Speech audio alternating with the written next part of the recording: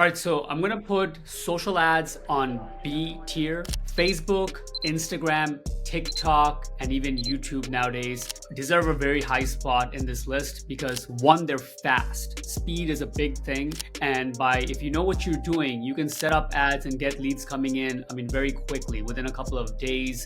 It's very market dependent. I've seen campaigns where we just do the bare minimum basics in the middle of nowhere. There's not a lot of roofers and it absolutely crushes it. But if your offer is good and you're in a market that doesn't have, 30 roofers screaming free roofs, and you have a pretty good understanding of how to run good offers, good ads, good funnels, and then be the speed to the lead and call them immediately, social ads work very, very well.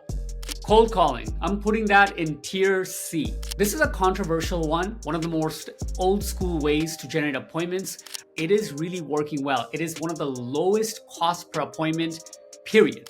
Even though the quality is not that high, it makes up for it in volume. So that's where I place cold calling. It's one of the old school ways, but it still has its place. Buying leads from lead aggregators, I'm putting them in tier E. So they're one of the worst type of leads, especially when it comes to quality. The reason why they're low quality is because of how I determine when it comes to quality. There's usually about 4 ways I look at it. One is intent, right?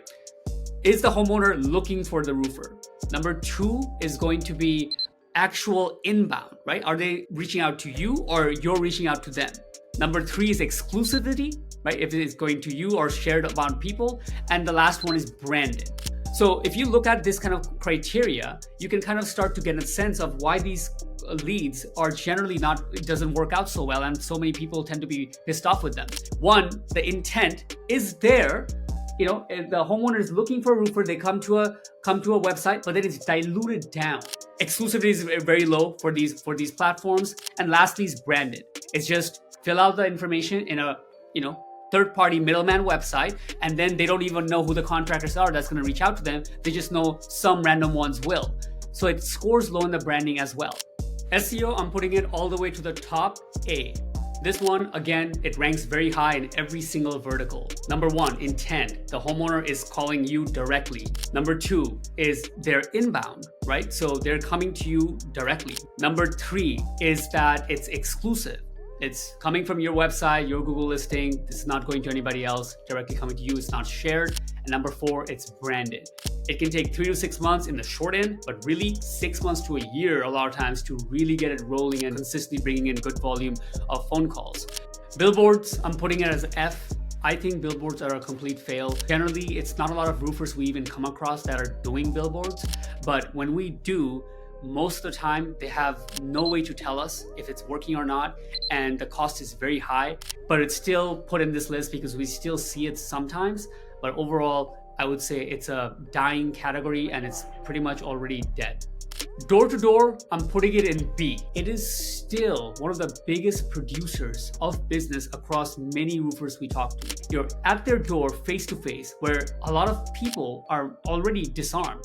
People might hang up on the phone. People might act really mad on a online comment, but face to face, people are pretty receptive. They don't want to act too rude. And having that human connection, you're in front of the people right now, giving them an offer that you can climb up and give them an estimate right then and there, especially if it's again after a fresh hailstorm. Is an offer that makes sense. And generally, if you have a good process on how to hire talent that is hardworking and manage and retain them and keep them excited, if that's your forte, this can be one of the biggest producers of your business. Direct mails, putting it on D. This one has its place again. If it's high priced roofs, direct mail can work. If you're in an insurance market, direct mail can work. In the middle, it doesn't work.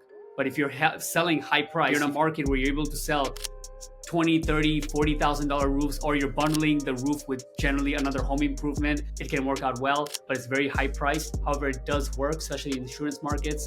If you're doing handwritten direct mail that's high quality in their door within 24 to 48 hours after the hailstorm hits, it can really crush it and get you high quality appointments for lower price. TV ads, I'm putting out E. We have done TV campaigns that were successful, but it was pretty difficult. You had to really run an offer that made sense to the demographic. Usually it's elderly people that are watching them. And if you're a company that are able to actually have an edge that most roofers don't have, if you don't have something like that, TV becomes very useless and you can just spend thousands of dollars in this medium and have nothing to show for it.